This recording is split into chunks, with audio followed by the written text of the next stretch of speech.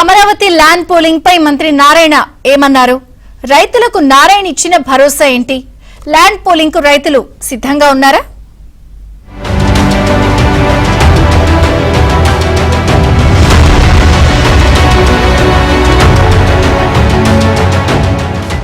రాజధాని అమరావతి అవసరాల కోసం అనంతవరంలో గ్రావెల్ క్వారీలను మంత్రి నారాయణ పరిశీలించారు.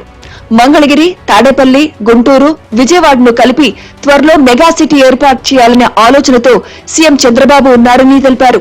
అందుకే అంతర్జాతీయ స్థాయి విమానాశ్రయం నిర్మాణం చేపట్టాలని నిర్ణయించినట్లు తెలిపారు. ఇండస్ట్రియల్ స్మార్ట్ సిటీ, ఒలింపిక్ స్థాయి స్పోర్ట్స్ సిటీ నిర్మాణానికి భూములు అవసరం ఉన్నాయన్నారు.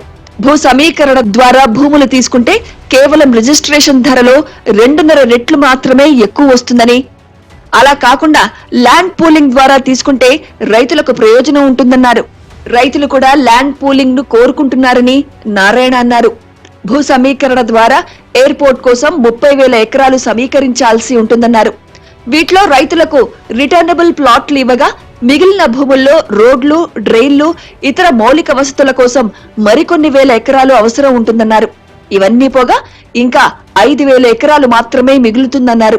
అందుకే ల్యాండ్ పూలింగ్ ద్వారా మరింత ఎక్కువ భూమి తీసుకోవాల్సి ఉంటుందన్నారు.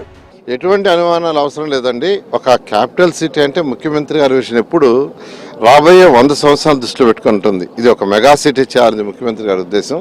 2014-19లోనే మాకు ఒక విషయం ఇచ్చారు. అదేంటంటే అమరావతి, విజయవాడ, తాడేపల్లి, మంగళగిరి, గుంటూరు ఇదంతా కలిసి ఒక మెగా సిటీ చేయాలని.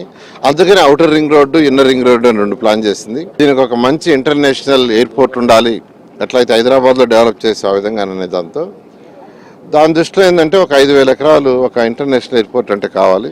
ల్యాండ్ అక్విజిషన్ ఇష్టమైతే ల్యాండ్ అక్విజిషన్ తీసుకుంటాం, లేదు ల్యాండ్ పూలింగ్ అయితే ల్యాండ్ పూలింగ్ తీసుకుంటాం. దాని మీద ఇంకా డిస్కషన్ జరుగుతుంది. త్వరలో ముఖ్యమంత్రి గారితో ఫైనల్ గా డిస్కస్ చేసి ముందు పోవడం జరుగుతుంది. వైసీపీ ప్రభుత్వం రాజధాని విషయంలో 3 ముక్కలాట ఆడిందని మంత్రి నారాయణ ఆగ్రహం వ్యక్తం చేశారు. పనులు మధ్యలో నిలిపివేసిన నాటి ప్రభుత్వం అప్పటి టెండర్లను కూడా రద్దు చేయకపోవడంతో న్యాయ సమస్యలు రాకుండా వాటన్నిటినీ పరిష్కరించాల్సి వచ్చిందన్నారు. దీనికోసం 8 నెలల సమయం పట్టిందన్నారు. అయితే ప్రస్తుతం రాజధానిలో పనులు ప్రారంభమైందని నారాయణ తెలిపారు. మొత్తం 68 పనులకు సంబంధించి 42,360 కోట్ల విలువైన పనులకు టెండర్లు పూర్తయ్యాయని చెప్పారు. ఈ పనులన్నీ ఇప్పటికే ప్రారంభమయ్యాయని, నిర్మాణానికి సంబంధించి అవసరమైన గ్రావెల్ కోసం గనుల శాఖ 851 ఎకరాలు సిఆర్డీఏకు కేటాయించిందన్నారు.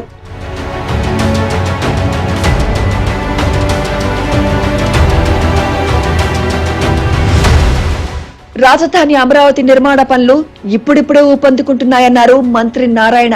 ఒక నిర్దిష్ట కాల పరిమితితో పనులు పూర్తి చేసేలా ముందుకెళ్తున్నామన్నారు.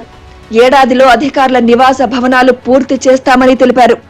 1.5 ఏడాదిన్నరలో ట్రంక్ రోడ్లు, 2.5 ఏళ్లలో లేఅవుట్ రోడ్లు, 3 ఏళ్లలో ఐకానిక్ భవనాలు పూర్తి చేస్తామని మంత్రి నారాయణ తెలిపారు. ల్యాండ్ పూలింగ్ తీసుకున్నప్పుడు తిరిగి రైతులకు వాళ్ళ షేర్ ఇవ్వాలా, మళ్ళీ దాంట్లో రోడ్లు, డ్రైన్స్ అన్నీ వేయాలా, దాన్ని డెవలప్ చేయడానికి కొంత ల్యాండ్ మళ్ళీ ఉంచాలి. ఇవన్నీ కావాలంటే ఖచ్చితంగా 30 నుంచి 40,000 ఎకరాలు తగ్గకుండా కావాలి. ఒక ఇండస్ట్రియల్ స్మార్ట్ సిటీ పెడితే ఇక్కడ ఉన్న యువతకు ఉద్యోగాలు వస్తాయి. అన్నీ ఆల్మోస్ట్ స్టార్ట్ అయిపోయినాయి. ఈ నెలాఖరాకైతే 15,000 మంది దాదాపు చేస్తుంటారు. ఇవన్నీ కూడా ఏదైతే టార్గెట్ ఇచ్చామో ఆ టార్గెట్ ప్రకారం కంప్లీట్ చేయడం జరుగుతుంది. ఇప్పటికే ల్యాండ్ పూలింగ్ భూములు ఇచ్చిన రైతుల్లో 2వ దశ పూలింగ్ పై అనేక అనుమానాలున్నాయని నారాయణ అన్నారు. అయితే ఇప్పటికే ల్యాండ్ పూలింగ్ ద్వారా తీసుకున్న భూముల్లో పనులు ప్రారంభమయ్యాయని తెలిపారు.